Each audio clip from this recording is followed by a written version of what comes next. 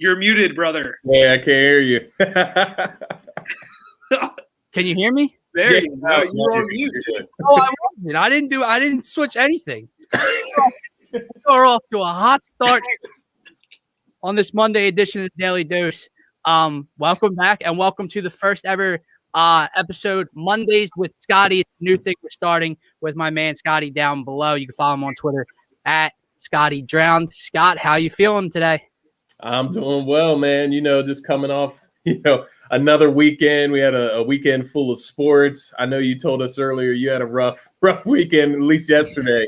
But no, I had some friends up from Maryland. We hung out, watched a few of the games. A little bit of Flyers, a little bit of Sixers. The occasional brew once again. But I'm happy to be here, and I'm happy you guys invited me back, man. I'm happy to be back. Every Monday, brother. As you can see, we're not perfect here on the Daily Dose. We have some technical difficulties. But you said that I had a pretty rough day. Let me make this very clear for everyone. Yeah. I had the worst day in sports gambling history. And it's not by what I lost. It's by everything I just kept in the bet slip and didn't pull the trigger on hit for plus 1,700 odds, plus 1,498 odds, plus 2,200 odds, everything. Everything hit that I didn't put in. The 3 bets that I did put in failed miserably. So quite literally the worst day ever. I'm also joined by my co-host, Matt McGinty. You can follow him on Twitter at Matt_McGinty. Gint, how was your weekend? It was good, man, until I finally realized maybe we should just trade everyone, and I'm not a Sixers fan anymore. Well, I'm just kidding. This is going to be one hell of a show. No, I'm just kidding. I'm just overreacting. All right, so before we get into everything, the Daily Dose is brought to you by the Painted Lines Network, and we are streaming to you live through Twitch, Twitter, and YouTube. So please subscribe to the Painted Lines on Twitter, like this video, and have some fun with us and join the conversation. Comment as much as you guys can. Before we get into the Sixers review of their weekend since our last show on Thursday, where they went 1-1, defeating the Dallas Mavericks at home and then losing in overtime to the Cleveland Cavaliers, we do have a few important sports news notes to get out there. PA has eased their restrictions today for their COVID restrictions. So indoor is up to 15% capacity and 20% outdoor.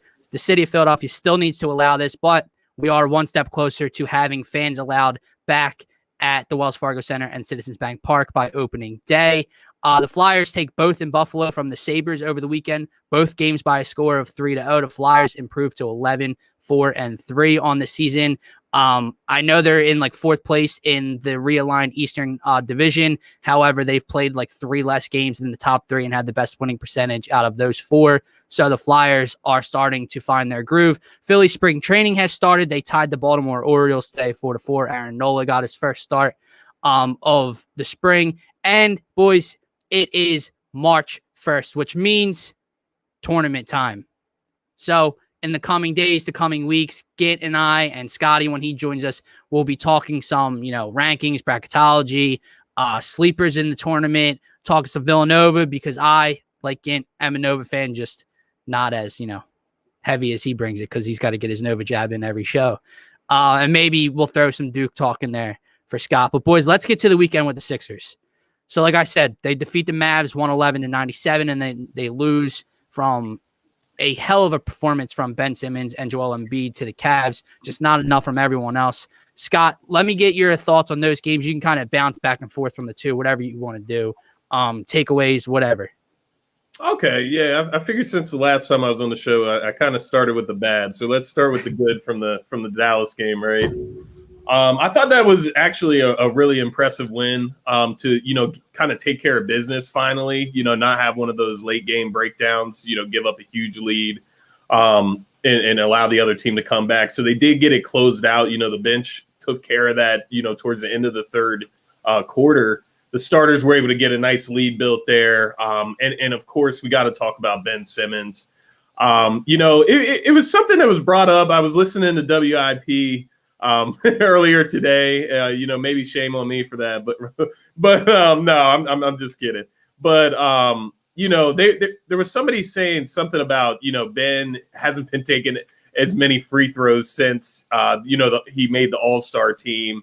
And I'm just like, man, we gotta, Ben, if you look at his numbers of his last 10 games, it's not like he's slowed down. Yeah, he's not getting to the free throw line 10 times a game, but he's still driving to the lane. Now, I'll let you guys go, but that Cavs game, that one thing that I noticeably, and I watched the entire game, and this isn't an excuse, but those refs were terrible, man. Like, I did hear that. Yeah. And Ben Simmons is a guy that does not get favored by the refs in general, anyways. But I'll let you guys kind of, that just as far as the Mavs, I thought that was a really good win to take care of business there. So I didn't see as much of the game as I would have liked. I caught towards the ending of the Cavs game, but I did see the video of that offensive foul on Ben. Is that the one you're talking about? When he set the screen to open up the game-tying three and they called an offensive foul? Yeah. That is bad, dude. That is really bad. I think the story for me for the Mavs game is one thing that Gint and I talked about pregame was, can the Sixers win this game on the defensive end? And whatever team can kind of win the turnover to steal ratio would have the advantage in this game, because it was two different ends of the spectrum when it comes to turnovers and steals per game for the Sixers and Mavs. The Mavs had like over 20 turnovers. The Sixers locked up defensively. They did a really good job funneling Luka into Joel. And then it all comes down to this. I like to call it the 2-5 penitentiary. I saw people on Twitter calling it the penitentiary now, so I like that. I'll roll with that as well. But that's the story for that game, is Ben's defense and his impact on that end. When Luka Doncic, when defended by Ben, had 6 points on 3 of 7 shooting, 0 of 3 from 3, and 4 turnovers. It was a rough night for the young star. But that's why we love Ben Simmons here on this show. And I'll get to the Cavs game in a second. Gint, what were your takeaways from the Dallas win? Anything different? Talk about Ben a little bit, Joel. No, yeah, you guys kind of covered the great part of it, which was Ben just shackling Luka. And it's crazy to me because if you watch that game, you clearly saw that. But then, like, I get a text after the game, and it's, Luka was 6 for 13. He still had 19 points. I was like, what did you watch? Like, what are these people watch? Like, it's like he's held to a different standard. Like, the guy that's his assignment can't even score when he's not even on him, and it's still his fault somehow. Box score watching. Well, yeah. Like, I know he at least had 2 to 3 threes when Tobias switched on to him, when Ben switched off. And that's where 6 or 9 of those 19 come from. And regardless, okay, 6 of 13, so he shot under 50% from the field, and he had under 20. Is that what you're telling me? Yeah. No, and then another thing was, dude, Dwight Howard was awesome Thursday night. Like, probably one of his better games of the season, because then we'll talk about Saturday. And I want to know how many times this season he's had more fouls than points in a game. It's just getting to be a little ridiculous, in my opinion. But I'll save the Dwight slander for later. Yeah, man. So just to wrap up the Dallas game, because that was last Thursday, we're not going to talk about that for too long, but I agree with everything you guys said. One major part of that game is the fact that Tobias Harris left early with a knee contusion, no structural damage, thank God. So he's a game time decision for tonight against the Pacers. I don't think he's going to play, but he should be back soon. Joel had a 23-9 game, but he struggled a little bit, shooting wise from the field early in that game. I agree with your Dwight point. Shake, man, off the bench, 10 off the bench, but he struggled. 4 of 13 from the field, 0 of 4 from 3 in that Dallas game. So the bench definitely continued to struggle. But I think, did our bench outscore Dallas's bench as a whole that game? I believe they did.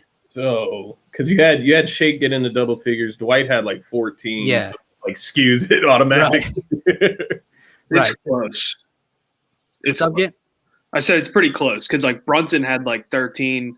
I think they had a couple people that were – Tim Hardaway Jr. was, like, I think around the same mark. So it was probably close. Yeah. I mean, at that point, that's a win for our bench.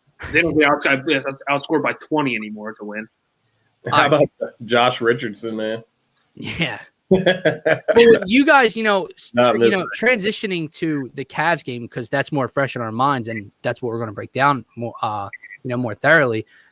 You talked about like 2 different sides here with Dwight Howard. One really good against the Mavs, one really bad against the Cavs.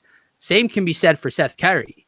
Seth Curry shot well against the Mavs. He made some comments after the game that, they made a business decision, but it was a bad decision on their part. And then he comes out Saturday, and I love me some Seth Curry. That may have been the worst game of Seth Curry's career. And I'm not exactly. What was he? 1 of 13 from the field? Yeah. And they 1 of 13 shooting, 1 of 7 from 3 for Seth Curry. And they were bad shots. You know what I mean? Some of them were, really contested. And I know it's kind of the opposite of what we said last week. Basically asking them to just shoot the three, the open shot. But, these shots weren't open. They were closing out. And those are the times where you use the pump fake set. So, yeah, I thought that was a miserable game by him and all of the guys outside of Ben. It was miserable to watch. So Scott, I'm going to defer to you here. Get Mike do the same because, like I said, I didn't get to see the bulk of the game here. You mentioned a lot of those were bad shots, maybe contested, tough shots. So when I look at this, one conversation we'll continue to have throughout the show about this game was this just a bad loss shooting wise? It wasn't there that night, move on? Or did this kind of, change your view a little bit? They need help because when I look at the numbers, Joel, 42-13, 6 assists. Ben, 24, 7 and 8. They were fantastic. Outside of that, you said it. The rest of the team was atrocious.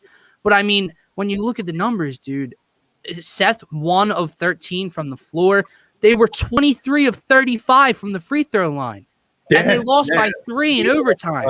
Yeah. So, Scott, you tell me here. Was this just a poor shooting night? If Seth hits one more shot and they make 2 more free throws, they win this game, or a few more free throws, they win this game in regulation easily? Or was I missing something? Was it an ugly game? Did Cleveland kind of lock up defensively? Kind of break it down a little bit for me. Yeah, so you hit on some points there, and the truth is it's a little bit of both because you're looking at a Cavs team that is just simply not that good. Only had 9 players active. They were limited on the roster that they had available. They only had JaVale and Jared Allen, as far as center to guard Embiid. And Embiid was getting them both in foul trouble. It was just a miserable shooting night. So in that sense, if Seth Curry hits a few shots in that night, maybe we win the game. But is a win even, is that the goal? We should take care of business against a team like that. And, it should have been a similar game to the Mavs game where we just get them out of the way by the end of the third quarter. Those guys get the rest of the fourth. And instead we went to like a barn burner, into overtime with the Cleveland Cavaliers with 9 players. And I think, you mentioned Embiid had a monster game. He got back to that MVP shape in that game. He was really abusing Jared Allen. And, Jared Allen's a guy that usually can guard him pretty well. But it was not happening. And you saw, I'm sure you saw the highlight of Embiid going down the court like this with his too small little man little man Jared Allen. He was balling. He was hitting threes. Ben Simmons was doing his thing. He was being aggressive, wasn't getting to the foul line. A lot of that was just the calls. The calls were really bad. It was really heavily favored in the Cavs. But still, once again, that's not an excuse when you're going against the Cavs. And then the final thing that I would kind of wrap up with in that whole game as a whole, a lot was talked about, Colin Sexton and Darius Garland. Colin Sexton had 28 points. Garland had 25. Garland had a pretty bad shooting night. He got a lot of shots up, but Sexton did get he got advantage of Ben a few times in that overtime period in the fourth quarter. Now, mind you, Sexton is quick as hell. Like, this guy is fast. And I think that's part of the reason, that's just a different kind of player to have for Simmons to have to guard. You look at a guy like Luka, he's not going to blow by you. He's very smooth and technical, but Sexton is just pure speed and get into the rim. And what we saw that game as far as Ben Simmons on the defensive end, he was playing his heart out, but he was getting tired down the stretch. And that comes from him being the only guy, if Matisse can't play big minutes because he's a liability on offense, then that means Ben Simmons is going to be drained by the fourth quarter chasing these guys around all game. And that's where I get to the main point of this. We got to add some perimeter defense and some shooting, obviously. We have to add something. Maybe Seth and Danny are starters. Maybe they're not. Either way, you need to have guys that can equally replace them. You know what I mean? They can't go out of the lineup and then you bring in Isaiah Joe or even Korkmaz. The Korkmaz love that goes around. No, get these guys out of the lineup. Get Mike Scott out of the lineup. They're talking about minutes. I'll let you guys go in now. They're talking about minutes restrictions with Mike Scott. He should have the minute restriction anyways because his role in the rotation shouldn't be that big in the first place. No. Like that's as simple as that. But I'll kind of let you guys go in on that. Yeah, no, the Ben point is a great point because it's those smaller, quick as hell guards that can give him kind of issues. You know, De'Aaron Fox is the same kind of guard. When you think about it, dude, Ben's 6'10", so it gives him the versatility and the speed to guard 1 through 5. But when you're working against those quick little guards that can kind of change a direction, get to the basket when they want, draw contact, like you said, it's going to wear them out. Again, you're kind of in the same boat as me, but any other things you want to, throw out there from Saturday? You're looking at the box score, whatever it is. Yeah, 2 things. Because, obviously we know this bench is thin. And, I know we say we want to make a move, and we do need a move. But, it's getting to the point where – and this is why I was joking around before we got on saying – I'm done with this, trade everyone. Obviously kidding, but it's Ben and Joel should not have to log 40-plus minutes against the Cleveland Cavaliers in a regular season game, not even at the All-Star break yet. It's getting to the point where now it's okay, we missed Tobias, obviously. He's a huge piece of the puzzle. It's at this point our puzzle's only 3 pieces, and as long as they're playing, we have a good shot at winning every single night. But it's time to start making some – and that's why when they sent Isaiah Joe down – that's even more questionable. You just took a guy that was giving you a little bit of minutes, and now he's gone. So, you look at the minute distribution. Danny Green's logging 37 minutes. And I know it went to overtime, so obviously those numbers are a little bit higher than they should be. But still, that in my opinion, is just too many minutes right now. All right, so I want to get this one comment. Go ahead. No, go ahead. No, go ahead. I'll bring it up after. I was going to get some comments in a second, but, dude, I said it pre-show. I love Doc Rivers. What's going on? No. That's not Doc's decision. That's managing. You know what I mean? They're sending Isaiah Joe down. But how the hell do you come out and tell me that Furkan Korkmaz is out of the rotation for the time being? Yeah. And then he's starting in place for Tobias Harris, and Isaiah Joe's on the Blue Coats now. I'm going to go out on a limb and say this. And Scott, before you came, weeks ago, right, beginning of the season, it was very unfair to me. But I was, frustrated with the bench and the COVID situation, and I was getting on Isaiah Joe a little bit because everyone told me this kid out of Arkansas is this sharpshooter. Yeah, and it was just clank, clank, clank. He jacking that. He jacks it. But as time went on, he got more run. I can see where that comes from. He is also at this point, early stage of his career, a better defender than Furkan Korkmaz. Yes. So can you explain to me how the hell he doesn't play over Furkan Korkmaz? I don't care if he's a rookie. He shouldn't be playing. He should play over Furkan Korkmaz. But I just had to get that out. Let me get way up here. Dibes says, what's going on? What's going on, Dibes? The trade deadline cannot come fast enough for this Sixers bench. Absolutely agree. If we do a wiffle ball home run derby during a TPL tailgate for a Phillies game in the near future, who gets more dingers, Dylan, Gant, or Scotty? I'm an unreal wiffle ball player. Oh my god! Oh my god! I've not played in years, man. This kid says he's unreal at everything. Justin says, "What's going on?" Justin. Let me see. Mike, Curry laid an egg on Saturday. Definitely was his worst game of his career. They need help. Korkmaz was missing free throws. What the F? Korkmaz can't do nothing. So here, the Daily Dose, we stream Monday through Thursday mostly, occasionally get a show in on Friday. Skate and I and Scotty's joining us every Monday for going forward. Yeah. Let me get down here. What? You didn't even say the time. Or no, 4 o'clock. What 4 o'clock? What are you talking about? 4 o'clock.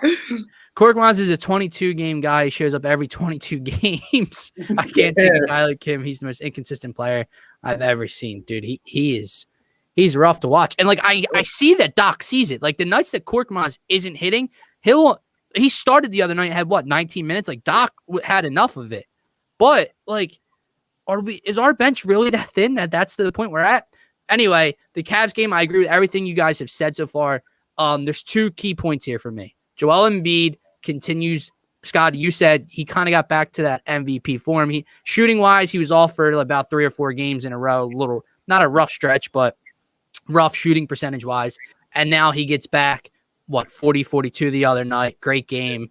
And he just got whatever he want. But the two things that stuck out to me is he continues to pull out like new tricks out of his bag that a 7'1" dude should not be able to do.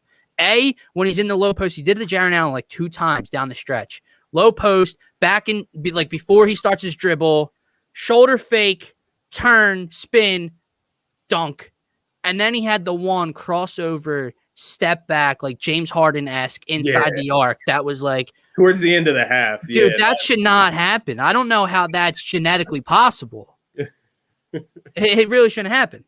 That's just, a positive out of the game. The thing that I want to talk to you guys about, you could start, then Scott, you go. Tobias Harris. If you didn't think Tobias Harris, not you two, but out there, if there's people out there that didn't think he was important to this team, I think you saw how important he is. So let me ask you again, was it more we were just missing Tobias Harris, his defense, his scoring? We have him, different ball game. And the bench is, or was it just the bench is really, really bad and it needs work ASAP? I think it's definitely both. The Sixers offense is literally modeled around, and I think I was watching the Feed to Embiid podcast, and Brock said it best. The offense is predicated around you can't guard 3 of our players one-on-one, and you're going to have to double us. And then those guys have to make shots. So you're eliminating one of those 3 guys. So it kind of takes a big chunk out of your offense, which shows why guys maybe weren't in the same rhythm they usually are. Like 1 of 13 is not Seth Curry. It will never be Seth Curry again, probably. Yeah. So, I mean, that just kind of shows you that everything might have been off by a step and everything felt weird. So, but the bench is abysmal. Don't get me wrong. This isn't an excuse because Tobias didn't play. It's okay. We lost this game. Like that bench is. I'm starting to think I can play. Oh my goodness. Scott, where do you stand with this? Is it Tobias Harris plays, it kind of masks all that, or it just kind of emphasized how, I don't want to say poor, like you said, like with Danny Green made 3 threes, that's what he's going to give you. Seth Curry isn't going to shoot that bad. Like the shooting can be there, but they just emphasize the role player, like coming off the bench aren't good enough. Yeah. I think, you said it right there. Anytime you have to mask something, then it's a problem, right? You know what I mean? Like anytime, if you have to mask your bench, then that bench is garbage. So, Tobias leaves a huge hole. And I was thinking about it while watching that game against the Cavs. And, it kind of speaks back to Ben Simmons at that point, because then, it's kind of like he's forced to play forward. And, you look at the Sixers roster, and I guess this is debatable in some parts of Philadelphia, but in my opinion, there is no other forwards on this team that are worthy of being in a lineup in the NBA. So, you look at who's replacing Tobias Harris at the small forward or power forward position. Mike Scott? Like, is that a joke? You know what I mean? Like, and I feel like I'm laying it on Mike Scott, but it's not his fault that he's getting more minutes than what he's supposed to. Like, that's not his fault. And then, you guys were talking about Korkmaz. I mentioned this earlier, that 16-point explosion against Toronto in the first quarter. Those Korkmaz supporters, fired right back up. And it's like, we won't see that again, well, knock on wood. 22 more games. I said it, but we won't see that, for another 5 or 6 games. But what I think that says is that Doc, I don't know what Korkmaz does at practice, but Doc must really like this guy. Like, I've seen lineups with him, running the point guard. Yeah, trying to make decisions. Yeah, so I don't know. There's something, with Korkmaz. Like, I guess, Doc likes him. I know Doc has experience with Mike Scott over in LA, just like Tobias over with the Clippers. So maybe that's why he favors Mike Scott a little bit. But yeah, I think, anytime you have to mask something with a guy like Tobias, who is an all-star caliber player, then it's not good. But obviously we need Tobias back. He fills so many holes, especially the scoring. And you saw that staggered unit. They tried to do it with like Ben and putting him out there with Dwight Howard. It just doesn't work the same because Ben doesn't have that same scoring ability. It's just a little messed up there. Yeah, right. Real quick, my fault though. No, you're good. Because remember when Isaiah Joe went on like that little tear, and we were like, okay, I think Ferk's really gone now. Yeah. we had Jason on the show, and I asked him, I was like, do you think this is finally like where Korkmaz makes his way to the end of the bench. And he said something that Doc just loves guys that run off screens. Like, it's something really big, and Ferk brings you that. But at this point, it's like, even if he's bringing you something to the system, he's not doing it well. Well, you know what helps when you're efficient at running off a screen? You know what helps? When you run off that screen and hit a three. I mean, that's the set. It's two parts, right? It's okay. Can he come around the screen? Can he knock down the jumper? You're doing the first part great, Ferk. Struggling on the second half, bud. So that's rough, man. And then defense. I'm going to stay away from some of these comments because. Yeah, please. One question. And obviously, you'll both can answer. So you look at that game, and obviously we lost, so our eyes are much more open to the negatives and stuff like that. Now the question is, like, yeah, you want to win every game, but I think to the point where, like, it was probably better we lost that game. Because you look back at that and you see, Tobias Harris didn't play. It's why we lost. He's here. He's here. I swear to God, like we're introducing you to the Undertaker gong. The Undertaker gong just like rained down. First of all, Nadir, Scotty is a very good basketball mind. You clearly are not.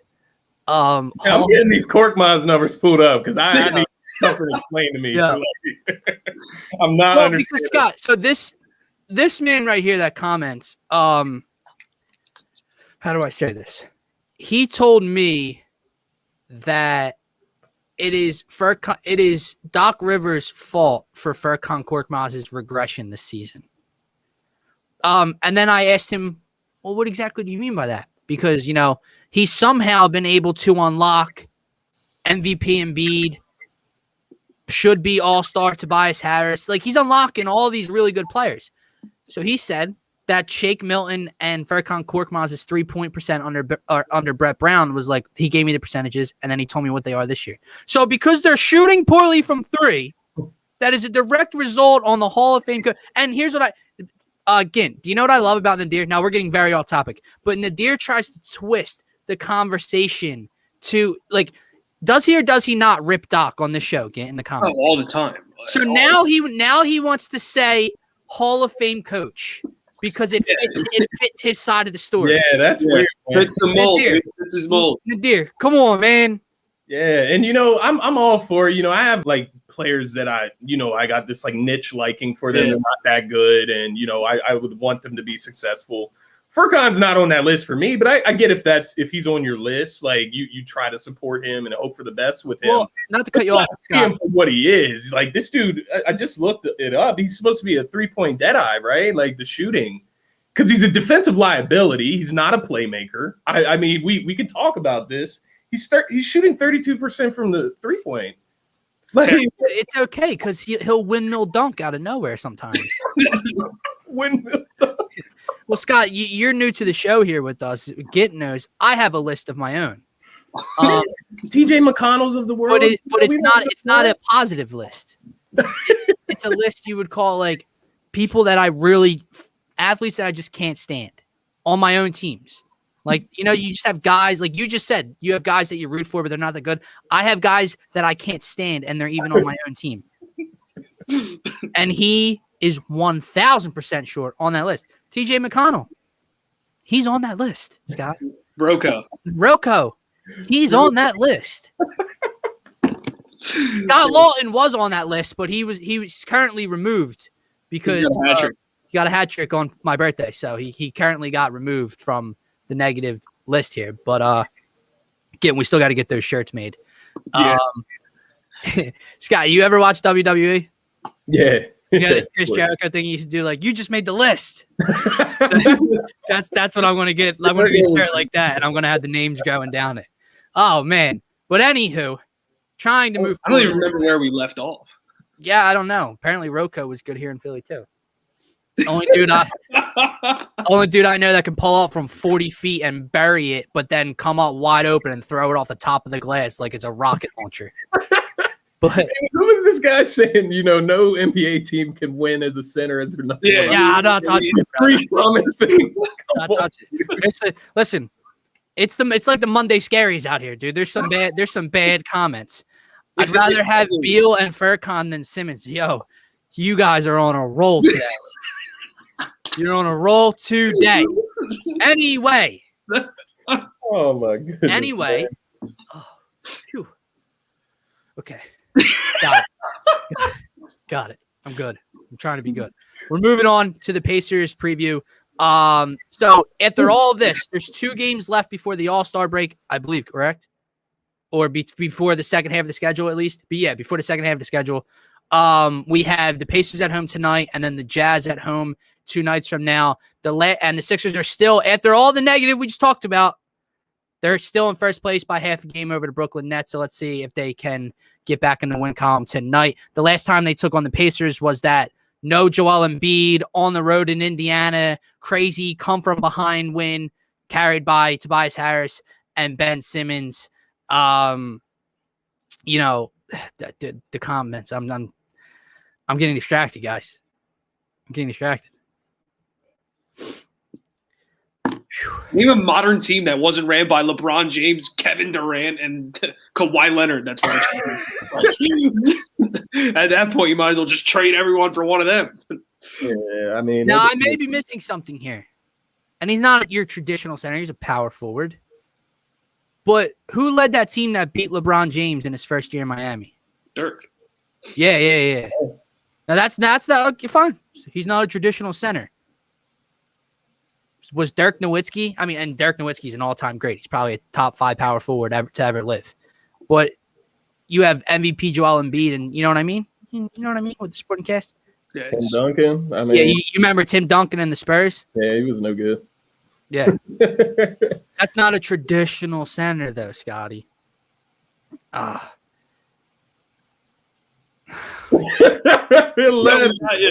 we gotta move on. We gotta move on. You're letting them get to you. You're letting them get to you. Oh my. Okay. Jeez. Yeah. Whew. Yeah. You said modern NBA. I got you, buddy. Good. All right, Pacers. Here we go. Yeah. So the last time the Sixers took on the Pacers was that crazy come from behind win in the fourth quarter on the backs of Ben Simmons and Tobias Harris and Matisse Thybulle with that 2-3 zone. But that Pacers team, I believe when we played them then, was like 4th or 5th in the East. They've dropped off big time lately. They had a losing streak of 4, and then they won like 2, and now they're on a losing streak of 3 now heading into tonight against Sixers. They're not even in the playoff picture. So, Scott, talk to me about tonight's game. We'll get to predictions and stars of the game and all that, but are there any like keys to the game, anything you're looking for matchup-wise tonight that can give the Sixers an advantage? I mean, obvious matchup. I saw Embiid was listed on the injury report day to day. I know he had tweaked his ankle against Cleveland. Obviously Embiid's the matchup nobody wants to see, even with a center like Miles Turner, who's pretty good on defense. But Sabonis is an obvious guy to pay attention to. You need Embiid playing. I'm guessing. Is Ben going to guard Sabonis or is he going to guard Brogdon? I saw Brogdon was on the injury report as well. Yeah. But, if those guys do play, who does Ben guard? Does he just go back and forth between Sabonis and Brogdon? We'll see. We'll see how it goes. But, it comes down to the bench once again, especially if Tobias doesn't play. And then Seth, those guys. Danny is going to give you, his 8 to 11 points. Like, you're going to get 2 to 3 threes from him in a game, unless he's having, a horrific night. Seth is the guy. He has to get that 12 to 15 points for us to, even have a shot, especially without Tobias here. So that's what I'm looking for. Just a better shooting night. Cause, I believe, you guys mentioned it earlier that the way the Sixers are guarded, they just double team Joel and he's forced to pass it to the open look, and you live or die by those guys making shots. And that's exactly what, Doc Rivers and company, they're going to have to get used to that. Cause that's what you're going to see the entire playoffs. Cause people aren't going to like letting Joel just beat them by himself. So, once again, just looking for these guys to step up in the spots where they're needed. And give us a little bit of consistency, you know what I mean? For once, but other than that, you guys mentioned the Joe assignment, which I did see somebody said they're excited about Joe to Delaware Blue Coat. I think that's great for Isaiah Joe. He gets, steady playing time, consistent playing time. He can actually develop and build his skills. And we've seen guys like Paul Reed blossom down there with the Blue Coats. So I think that's a good environment for him to be headed to get some good playing time. But I also look at that as a sign, if they don't bring anybody up from the G League, then what's happening, over the All-Star break? Are we preparing to make a move? Are we looking to bring somebody in? So I'll be paying attention to that. What about you guys? Yeah, sorry, I'm just practicing my deep breathing exercises. We're not. The one thing I'm looking. What's up? Go ahead. No, go. No, you go. I just saw the comment. Yeah. I thought you were going to go in about the comment, so I didn't want to cut you off. No. Go ahead. No, I was just saying that Isaiah Joe thing, though, I would really be really hyped about it because he does deserve to go down there and play a ton. But in the season that we're in, especially with the bench that we have, that was what was really questionable. And that's when someone brought it to my attention, oh, maybe they are bringing up Paul Reed because Tobias isn't 100% healthy. But then another thing about tonight is when Miles Turner opened his trap, the last time we were supposed to play him, he said, "Oh, I'm ready for the challenge," and then fouled out against Dwight Howard. That's something that really, Joel, he's the type of guy to be petty to the point where he'll give him 50 and then tweet him after. And then, dude, the Pacers aren't the deepest team, but they have guys that come off the bench and make plays. They have all 7 Holiday brothers. They have Jeremy Lamb. They have guys that can actually do things off the bench, and we don't have that currently. Shake Milton has been nothing but mediocre for us at this point, I'd say, which might be a little bit harsh, but no, I mean, you're definitely right on that point. I might take Doug McDermott 5+3 tonight because something like that's coming from Indiana. I am interested to see though, Embiid or no Embiid. I'm interested to see the defensive looks Doc gives Indiana with how much success they had with that 2-3 zone. Obviously, it's the NBA. You're not going to run a 2-3 zone a large portion of the game, but I'm interested to see how often he switches things up from man to zone and switches up these assignments and kind of throw different looks at them because they aren't star-studded. They have Sabonis, and outside of that, they're a little banged up. So I'm interested to see it from that point. Joel, I think, definitely plays a factor in that. I think if Dwight has to start or if they have to go Mike Scott and play small ball, I think you definitely see more 2-3 zone than you would with Joel on the floor. And I agree with you, Scott. What's Seth Curry give me tonight? What does he give me? And also, I want to see a game where Seth and Danny both shoot efficiently from 3. You know what I'm saying? It's just so far back and forth. Danny Green made 3 threes last game. Seth Curry had the worst shooting performance of his career. I don't want to come back and see Seth Curry drop 17 tonight and Danny Green go 1 for 9 from the field. These are the guys you're surrounding Joe and Ben with, and come playoff time and in the half-court set, they're both going to, every possession comes more to critical. I get it. We're still in the first half of the schedule, and I like both of those guys. But that's something I'm looking for tonight. I highly doubt Tobias Harris plays. So I guess the last thing I can say is, Ginn already hit on Joel. Can Ben keep up this tear that he's on? I mean, I saw even – the month of February, we know the numbers. He was averaging over 20, 22 a game in February and all the assists and the true shooting percentage. In his last 5 still, at the end of February, he was averaging those numbers. So can Ben keep up on that tear? Is there anything else you guys want to touch on for tonight's game, or you want to get into stars of the game? Nadir, I'm sorry. Nadir, he's the MVP of the National Basketball Association. There's no way you could be complaining about anything Joel Embiid this season. There's just physically nothing. I don't understand. I'm sorry. That one just shot out. No, so I think you just got a taste of what he does to me. He gets Walmart Elijah, we called him Walmart. But I thought you told me move past it. It's not that easy, dude. A center can't. He's the MVP of the freaking league right now, dude. Oh my God. And here's the best part. Nadir, you two, and MJ, I've seen you both comment that Philly fans are in denial. So Nadir, you're a Sixers fan supposedly, so why are you calling us Philly fans? And MJ, if you're not a Philly fan, you do know this is a Philly sports show, right? So unless you have nothing better to do than to just hang on, playing through. Oh my God. I just don't get it. I'm a guy, that while we can be rational here on this show and we can hand out criticism. I mean, that's what everybody's tuned in for. That's what we're here to talk about.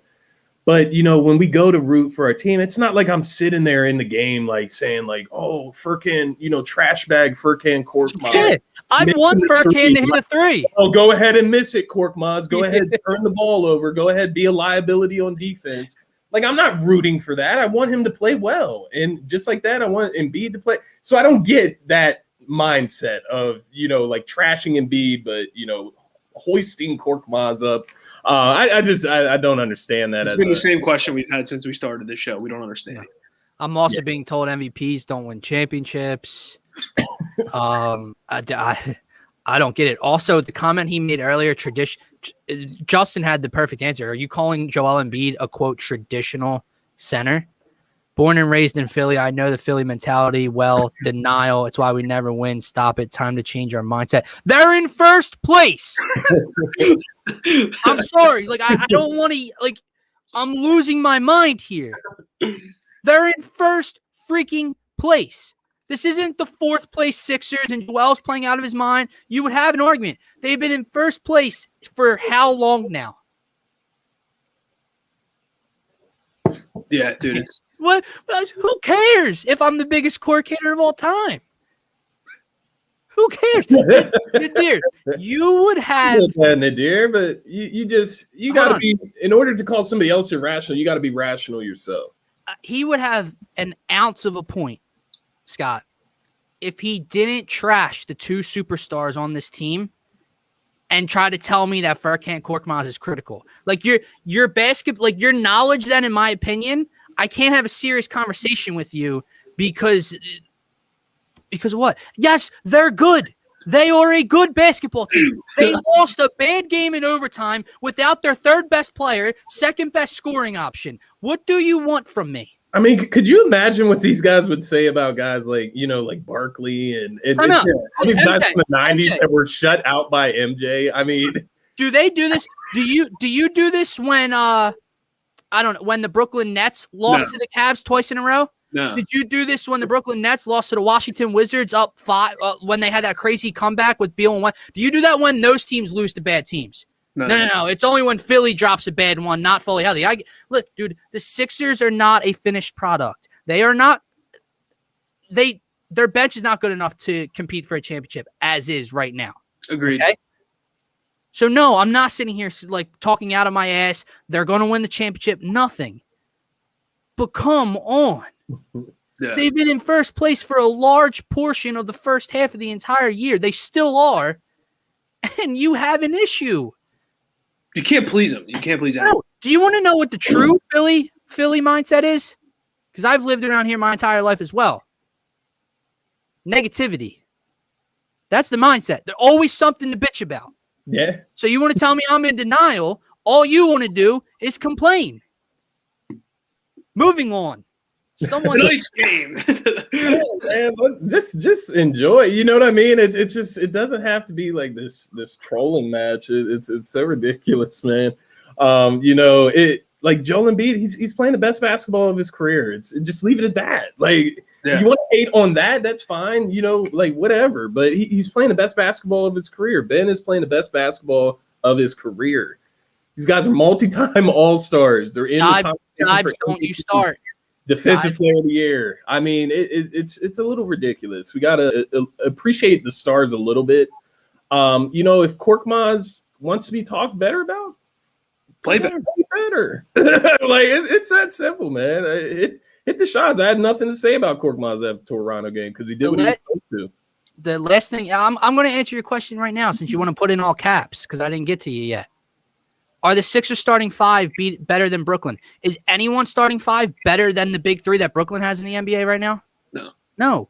So I'm not saying that they can definitely beat the Brooklyn Nets in a 7-game series. But the Philadelphia answer me this, MJ.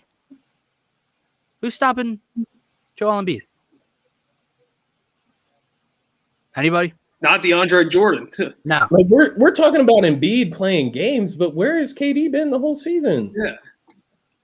Where's Kyrie been the whole season? Like It's a double standard. It's a double injuries. He also told me to stop. about He also it? told me to stop it with the bench. What are you trying to tell me otherwise about the bench, that they are good, and that it's Joel Embiid's fault? Like, dude, wow. Well, Scott, welcome to the first part of the Daily Dose where it gets off the rails here, because it can get like this sometimes.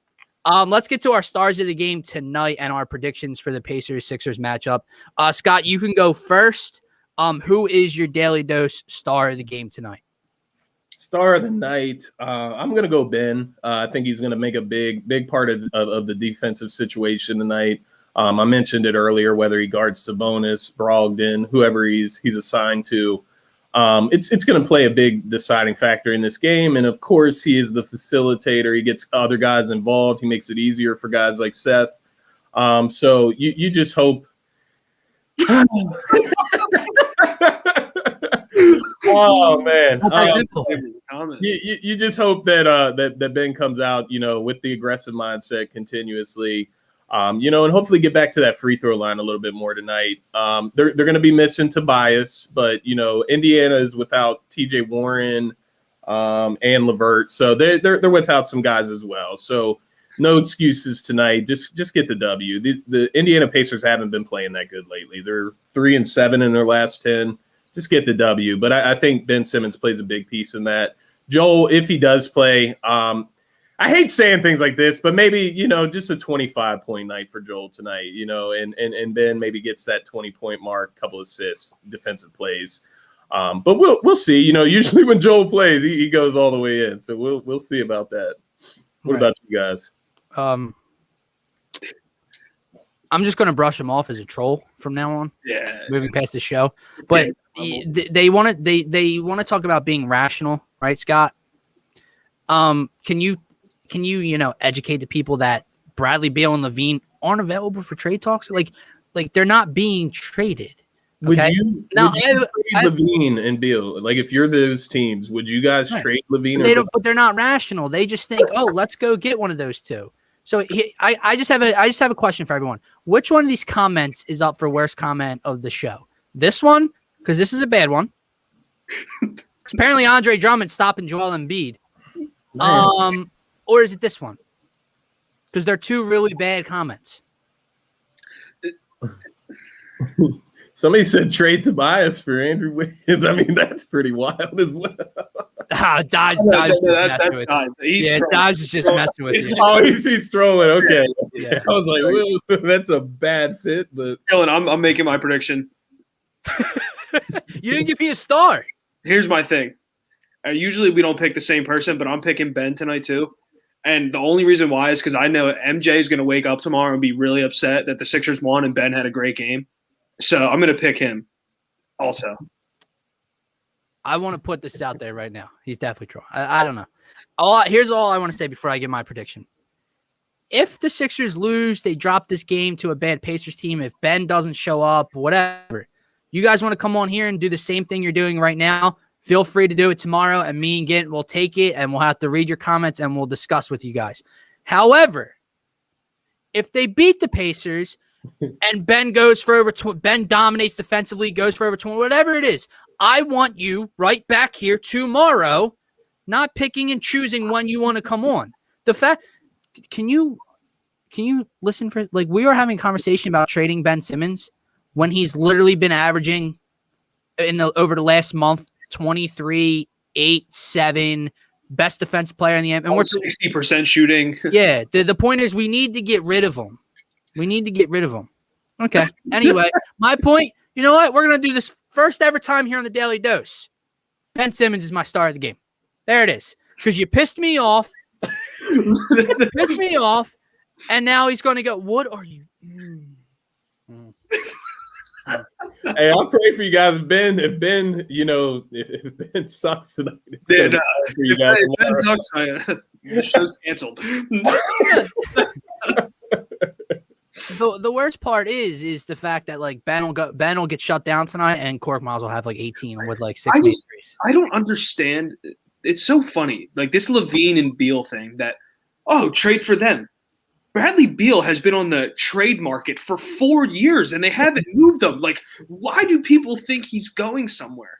I get the thing with LaVine is like the foundation they have in Chicago. He's like a little bit older than the rest of them, so maybe they would take like a crazy amount of picks, and then you just go solely based on young guys, Kobe White, like all those young Wendell Carter. But like, dude, they're not moving those guys. It's not happening, especially not for anyone we have. Yeah.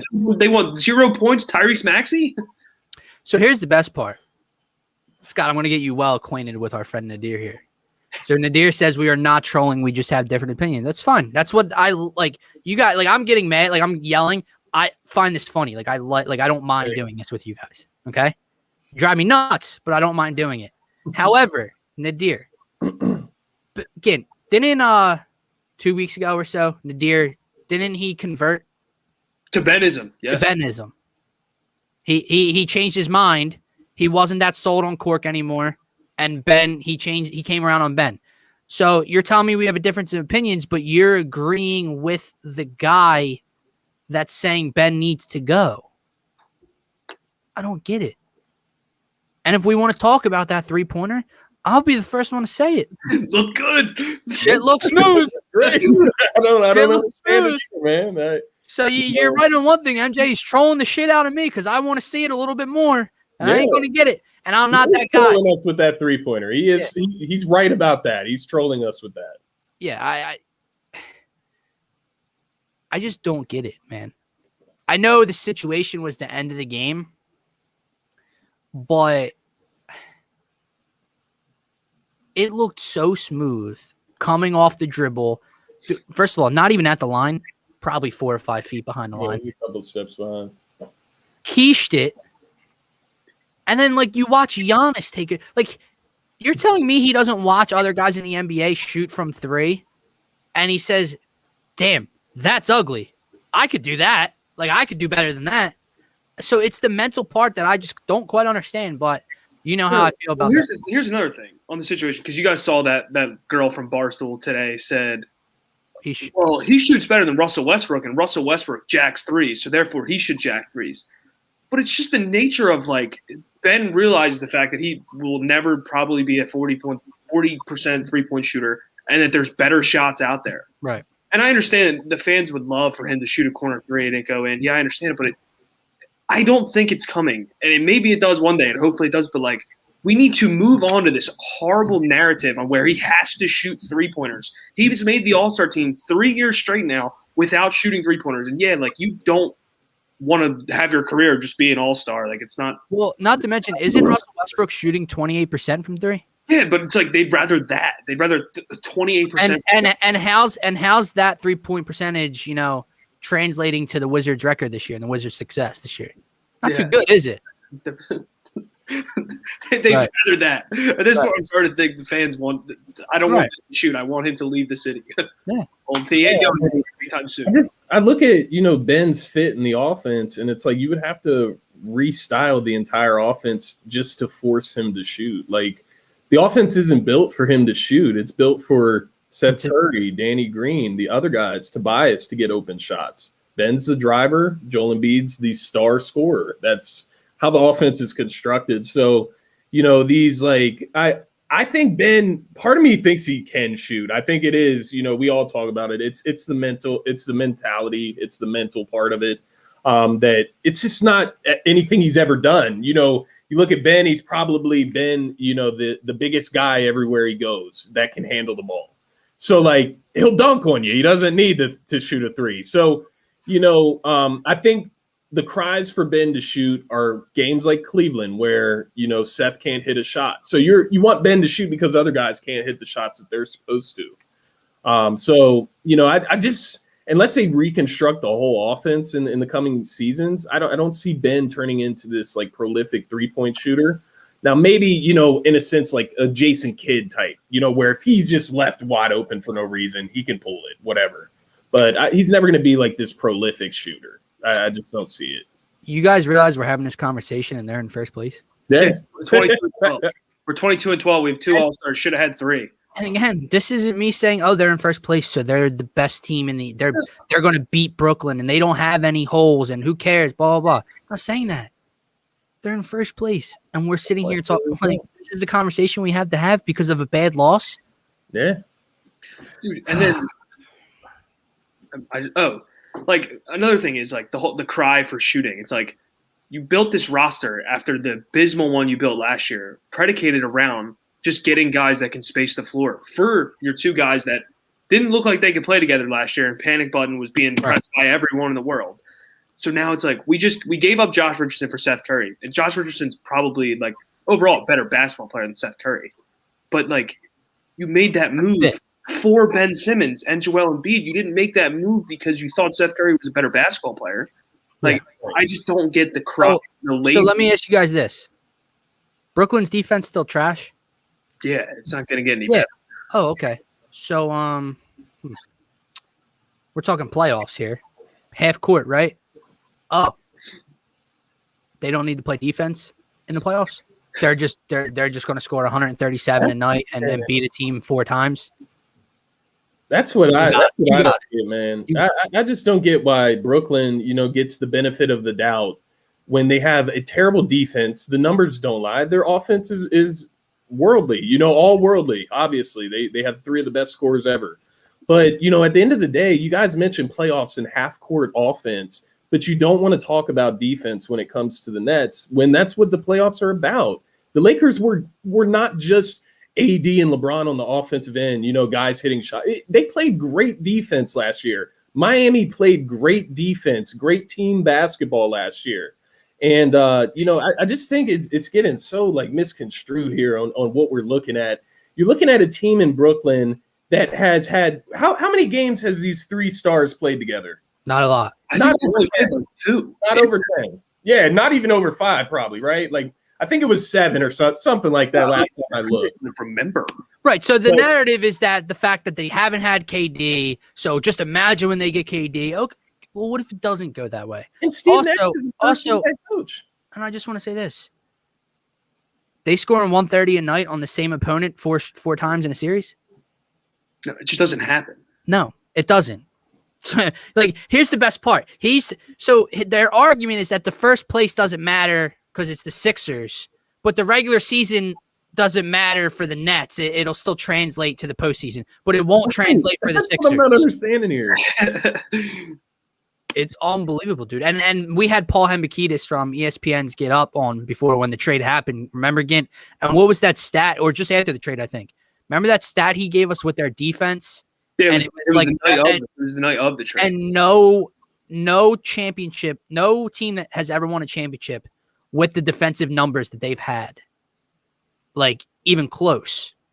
So you're right. They score 130 a night, so that'll translate in a series against the same opponent night in and night out. I mean, look at the champions that have came. Like he brought up LA, but like if you go back to that Warriors run, yeah, the Warriors had Steph Curry and Klay Thompson, Kevin Durant. They were launching threes, but they were the best defensive team in the entire NBA every single season. And hence why they were who they were when Toronto won. Kyle Lowry, Danny Green, Kawhi Leonard, Marc Gasol, like they were predicated around defense. Yeah. So I'm glad my growing gray hairs today. What a show. It's what crazy, a show. Man. It's crazy. Scott, welcome to the first ever Daily Dose Mondays with Scotty. I can get used to this though, I promise you. I don't know. We're gonna set this stuff straight. We'll be here while the season plays out. We'll get to talk about it all you guys want, and we'll get to talk about it. You know what I mean? Right. People just can't enjoy the ride. And me and Ginn will be back here tomorrow at 4 to talk about how Ben rolled in the end. 4, 9, and 7. It wasn't good enough. Yeah. With that being said, thank you guys so much for commenting as much as you did. You do drive me nuts, but it was a lot of fun interacting with you all. Go check out the Tough Cover podcast starting in about 20 seconds here on the Painted Lines by mine and Ginn's friend Mark Henry. He's going to be talking bets for tonight and bets for early lines tomorrow all across the sport world. So for myself, for Scotty, for Gint, have a nice night.